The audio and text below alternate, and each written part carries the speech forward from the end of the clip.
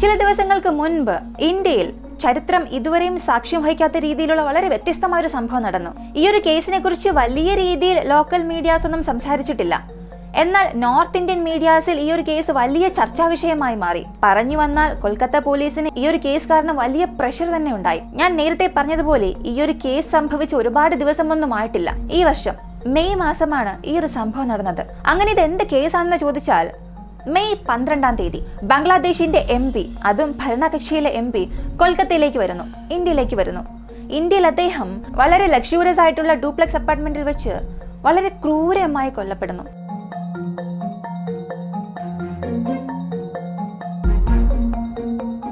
ദയവ് ചെയ്ത് ലോലഹൃദയരായിട്ടുള്ളവരാണ്, ഗർഭിണി സ്ത്രീകളാണ് നിങ്ങളെങ്കിൽ ഈ ഒരു വീഡിയോ ഇപ്പൊ തന്നെ സ്കിപ്പ് ചെയ്യുക. അത്രത്തോളം വളരെ ക്രൂരമായ സംഭവങ്ങളായിരിക്കും അടുത്ത് ഞാൻ പറയാൻ പോകുന്നത്. ബംഗ്ലാദേശ് MP ഇന്ത്യയിൽ എങ്ങനെ കൊന്നു എന്ന് ചോദിച്ചാൽ, അദ്ദേഹത്തിന്റെ മാംസം പ്രത്യേകം, എല്ലുകൾ പ്രത്യേകമായി വെട്ടിയെടുത്തു. ചതഭാഗത്തെ ചെറിയ ചെറിയ കഷ്ണങ്ങളാക്കി വെട്ടി. തലയോട്ട് പോലും അവർ ബാക്കി വെച്ചില്ല. ചോപ്പർ ഉപയോഗിച്ച് അവയും കഷ്ണങ്ങളാക്കി. വലിയ വലിയ എല്ലിൻ കഷ്ണങ്ങളെ വെട്ടാനും ഇതേ ചോപ്പർ തന്നെയാണ് ഉപയോഗിച്ചത്. അതുമാത്രമല്ല, അദ്ദേഹത്തിന്റെ ചതയ്ക്ക് മുകളിൽ മഞ്ഞൾ പൊടിയും വിതറി.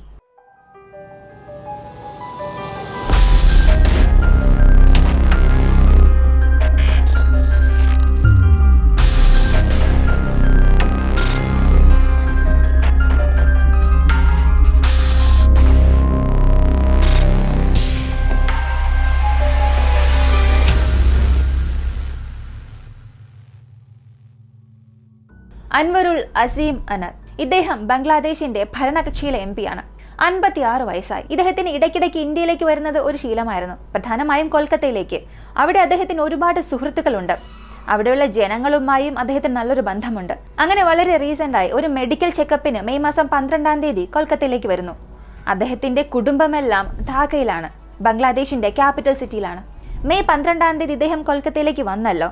അതിനടുത്ത ദിവസം മെയ് മാസം 13-ാം തീയതി ഒരു ഉച്ചയ്ക്ക് ശേഷം കൊൽക്കത്തയ്ക്ക് അടുത്തുള്ള ബിന്ദ നഗറിൽ ഒരു മെഡിക്കൽ ചെക്കപ്പിന് പോയിട്ട് വരാം എന്ന് പറഞ്ഞു പോകുന്നു. ഈ മെഡിക്കൽ ചെക്കപ്പിന് അയാൾ പോയതിനു ശേഷം മുതൽ അയാളെ ആരെക്കൊണ്ടും കോൺടാക്ട് ചെയ്യാൻ സാധിച്ചില്ല. പ്രധാനമായും ധാക്കയിലുള്ള അവരുടെ മകൾ അൻവറിന് ഫോൺ വിളിക്കാൻ തുടങ്ങി. പക്ഷേ ആ കോൾ അറ്റൻഡ് ചെയ്യുന്നില്ല. മെസ്സേജ് മാത്രമായിരുന്നു MP-യുടെ മൊബൈൽ ഫോണിൽ നിന്ന് വരുന്നത്.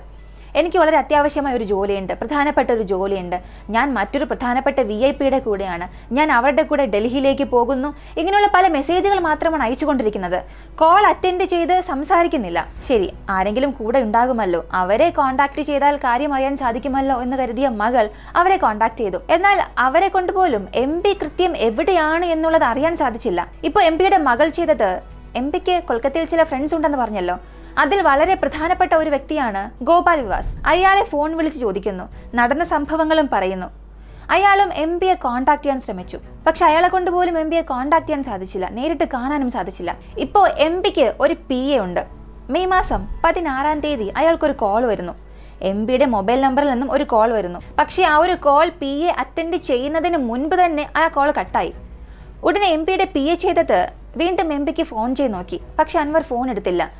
ഒരുപാട് തവണ PA വിളിച്ചുകൊണ്ടിരിക്കുകയാണ്. അപ്പോഴൊന്നും കോൾ അറ്റൻഡ് ആയില്ല. ഇങ്ങനെ MP-യെ കാണാതായി 5 ദിവസമായി. അപ്പോഴും അയാളെക്കുറിച്ചുള്ള യാതൊരു ചെറിയ വിവരം പോലുമില്ല. ഇപ്പോൾ മെയ് മാസം 18, നേരത്തെ പറഞ്ഞതുപോലെ MP കാണാതായി 5 ദിവസമായി. അദ്ദേഹത്തെ കാണാതായത് ഇന്ത്യയിൽ വെച്ചാണ്. മറ്റു മാർഗമില്ല. ഇവിടെ ഒരു പോലീസ് കംപ്ലൈന്റ് രജിസ്റ്റർ ചെയ്യണം. കൊൽക്കത്തയിലുള്ള MP-യുടെ സുഹൃത്ത് ഗോപാൽ നിവാസ്, അയാൾ ബിന്ദ നഗർ പോലീസ് സ്റ്റേഷനിലേക്ക് ചെന്ന് മെയ് മാസം 18-ാം തീയതി ഒരു മിസ്സിംഗ് കംപ്ലൈന്റ് ഫയൽ ചെയ്തു. ഈ ഒരു കംപ്ലൈന്റ് പോലീസ് സ്റ്റേഷനിലേക്ക് വന്ന ഉടനെ പോലീസുകാർക്ക് മനസ്സിലായി ഇത് വളരെ ഹൈ പ്രയോറിറ്റി കേസ് ആണെന്നുള്ളത്. സത്യത്തിൽ മെയ് 13-ാം തീയതി എന്ത് സംഭവിച്ചു എന്ന് ചോദിച്ചാൽ, MP വെസ്റ്റ് ബംഗാളിലുള്ള രാജ്ഘട്ട് എന്ന സ്ഥലത്തേക്ക് കൊണ്ടുപോയി. അവിടെയുള്ള ഒരു ഡ്യൂപ്ലെക്സ് ഫ്ലാറ്റിനുള്ളിലേക്ക് കൂട്ടിക്കൊണ്ടുപോയി. MP-യുടെ കൂടെ മൊത്തം 2 പേരുണ്ടായിരുന്നു. അവർ ആരെന്ന് ചോദിച്ചാൽ, ഒരാളുടെ പേര് ഫൈസൽ, മറ്റൊരാളുടെ പേര് ഷിബിൽ ബോണിയൻ.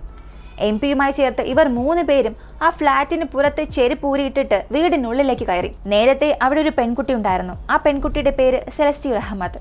അവളെ കൂടാതെ ആ വീടിനുള്ളിൽ 2-3 പേർ കൂടെ ഉണ്ടായിരുന്നു. MP ആ വീടിനുള്ളിൽ കയറിയ ഉടനെ അദ്ദേഹത്തിന്റെ മുഖത്ത് ക്ലോറോഫോം ഉപയോഗിച്ച് അദ്ദേഹത്തിന്റെ ബോധം നഷ്ടപ്പെടുത്തി. ഇതെല്ലാം സംഭവിച്ചത് മെയ് മാസം 13-ാം തീയതി ഉച്ചയ്ക്ക് 3 മണിക്കായിരുന്നു.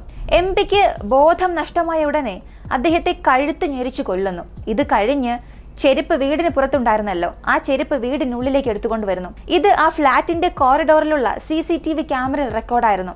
ഇതല്ലാതെ ആ ഫ്ലാറ്റിനുള്ളിലും ചില CCTV ക്യാമറ ഉണ്ടായിരുന്നു. എന്നാൽ MP ആ ഫ്ളാറ്റിനുള്ളിലേക്ക് വരുന്നതിന് മുൻപ് തന്നെ ആ CCTV ക്യാമറ ടാപ്പ് ഉപയോഗിച്ച് കെട്ടി അതിന്റെ വിഷൻ മറയ്ക്കുന്നു. MP മരിച്ചതിന് ശേഷം അദ്ദേഹത്തിന്റെ ശരീരം വെട്ടാനായി ഒരു കശാപ്പുകാരനെ വിളിച്ചുകൊണ്ടുവന്നു. അവന്റെ പേര് ജിഹാദ് ഹോൾഡർ.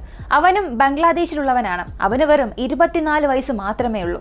ഇയാളും ഒരു ഇല്ലീഗൽ ഇമിഗ്രന്റ് ആണ്. ബംഗ്ലാദേശിൽ നിന്നും ഇല്ലീഗലായി ഇന്ത്യയിലേക്ക് വന്നയാളാണ്. ഇങ്ങനെ ഇന്ത്യക്കുള്ളിലേക്ക് ഇല്ലീഗലായി വരികയും പല വർഷമായി കശാപ്പുകാരനായി ജോലി ചെയ്യുകയായിരുന്നു. അവനെ ഉപയോഗിച്ചാണ് MP-യുടെ ശരീരം തുണ്ടായി വെട്ടാൻ പദ്ധതിയിട്ടത്. MP മരിച്ചു കഴിഞ്ഞപ്പോൾ അയാളുടെ ശരീരം ബാത്റൂമിനുള്ളിലേക്ക് വലിച്ചു കൊണ്ടുപോയി. അവിടെ വെച്ച് അയാളുടെ എല്ലുകൾ പ്രത്യേകം, മാംസം പ്രത്യേകമായി വെട്ടിയെടുത്തു. ഇത് കഴിഞ്ഞ് അയാളുടെ ശരീരത്തിലുള്ള രക്തമെല്ലാം ആ ബാത്റൂമിനുള്ളിലേക്ക് ഡ്രെയിൻ ചെയ്യുന്നു. മാംസം ചെറിയ ചെറിയ കഷ്ണങ്ങളാക്കി വെട്ടി. ഈ കഷ്ണങ്ങളെല്ലാം പല പ്ലാസ്റ്റിക് ബാഗിനുള്ളിലാക്കി. അദ്ദേഹത്തിന്റെ തലയോട്ടി പോലും ബാക്കി വെച്ചില്ല. അതും പല കഷ്ണങ്ങളാക്കി മുറിച്ചു. അതും പ്രത്യേകം ഒരു ബാഗിനുള്ളിൽ പാക്ക് ചെയ്തു. ഈ മാംസങ്ങൾക്ക് മുകളിൽ വിതറാനായി മഞ്ഞൾപ്പൊടിയും പ്രത്യേകം വാങ്ങി വെച്ചിട്ടുണ്ടായിരുന്നു. അങ്ങനെ അദ്ദേഹത്തിന്റെ വെട്ടപ്പെട്ട കഷ്ണങ്ങൾക്ക് മുകളിലായി ഈ മഞ്ഞൾപ്പൊടിയും വിതറി. ഇതെല്ലാം ചെയ്യുന്നതിന് മുൻപ് തന്നെ വീടിനുള്ളിൽ എല്ലാവരും നന്നായി ഭക്ഷണം കഴിക്കുകയും മദ്യപിക്കുകയും ചെയ്തിരുന്നു. മദ്യപിച്ചിട്ടായിരുന്നു MP-യെ ആ കശാപ്പുകാരൻ വെട്ടിയത്. ഇത് കഴിഞ്ഞ് ആ ബാത്റൂം, വീട് എല്ലാം വൃത്തിയാക്കി. അടുത്ത ദിവസം MP-യുടെ വസ്ത്രമായിരുന്നു ആ കശാപ്പുകാരൻ ധരിച്ചിരുന്നത്. കാരണം അവന്റെ വസ്ത്രം എല്ലാം രക്തമായിരുന്നു. അവന്റെ പക്കൽ വേറെ വസ്ത്രവുമില്ലായിരുന്നു. ഇങ്ങനെ എല്ലാം ചെയ്ത് അവസാനിച്ചതിന് ശേഷം അദ്ദേഹത്തിന്റെ ശരീരം പല സ്ഥലങ്ങളിലായി കൊണ്ട് വലിച്ചെറിഞ്ഞു. MP-യുടെ സെൽഫോണും തൊട്ടടുത്തുള്ള മറ്റൊരു മാർക്കറ്റിൽ വലിച്ചെറിഞ്ഞു. എന്നാൽ അതിനുള്ളിലെ സിം കാർഡ് ശ്യാം എന്ന വ്യക്തി എടുത്തു.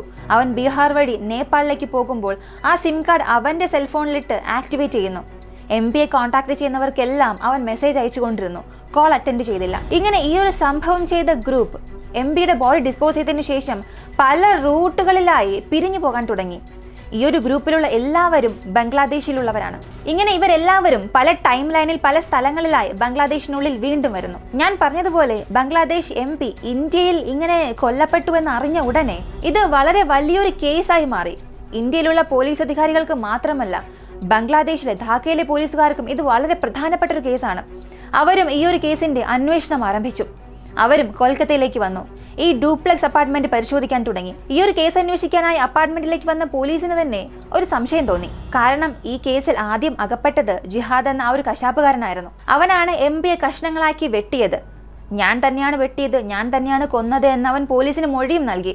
എന്നാൽ അവൻ പറഞ്ഞ ഈ സ്ഥലങ്ങളിലെല്ലാം പോലീസുകാർ ചെന്ന് നോക്കിയപ്പോൾ MP-യുടെ ആ ശരീരഭാഗങ്ങളൊന്നും അവർക്ക് ലഭിച്ചില്ല. എല്ലാം ചെറിയ ചെറിയ കഷ്ണങ്ങളായിരുന്നു. അതും മെയ് 13-ാം തീയതി വലിച്ചെറിഞ്ഞതായിരുന്നു. ഇപ്പോൾ പോലീസുകാർക്ക് അത് കണ്ടെത്താതായപ്പോൾ മറ്റൊരു സംശയം വന്നു. എന്തുകൊണ്ട് ചില ഭാഗങ്ങളെങ്കിലും ബാത്റൂമിനുള്ളിൽ കിട്ടിക്കൂടാ എന്ന്. അവർ അറിഞ്ഞോ അറിയാതെയോ ഉപേക്ഷിക്കാൻ സാധ്യത ഉണ്ട് എന്ന് പോലീസുകാർ സംശയിച്ചു. ഇപ്പോൾ അവർ അപ്പാർട്ട്മെന്റിലെ പൈപ്പ് പൊട്ടിച്ച് അകത്തെ സെപ്റ്റിക് ടാങ്കിൽ നിന്നും എന്തെങ്കിലും മനുഷ്യമാംസം കിട്ടുമോ എന്ന് പരിശോധിക്കുന്നു.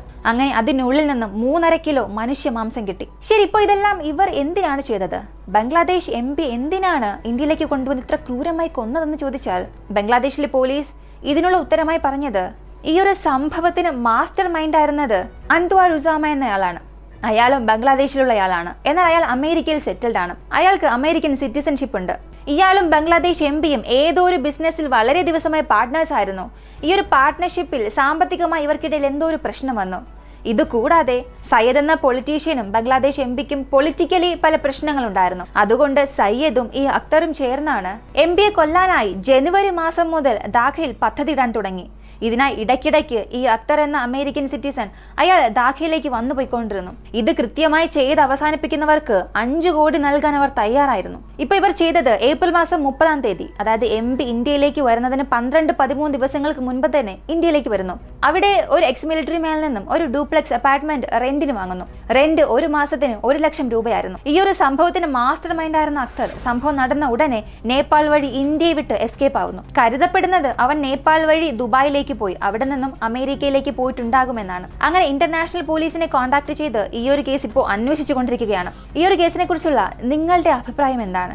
ഇന്നത്തെ കാലത്ത് സമ്പന്നർ മുതൽ വളരെ താഴെത്തട്ടിൽ കിടക്കുന്ന ദരിദ്രർ വരെയും യാതൊരു കരുണയും കൂടാതെ കൊല്ലുന്നവർ നമ്മുടെ സമൂഹത്തിൽ ഇപ്പോഴുമുണ്ട്. ഈ ഒരു കേസിനെ കുറിച്ചുള്ള നിങ്ങളുടെ അഭിപ്രായം എന്താണെന്നുള്ളത് കമന്റിൽ പറയുക. വീഡിയോ ഇഷ്ടമായാൽ ലൈക്ക് ചെയ്യുക, ഷെയർ ചെയ്യുക.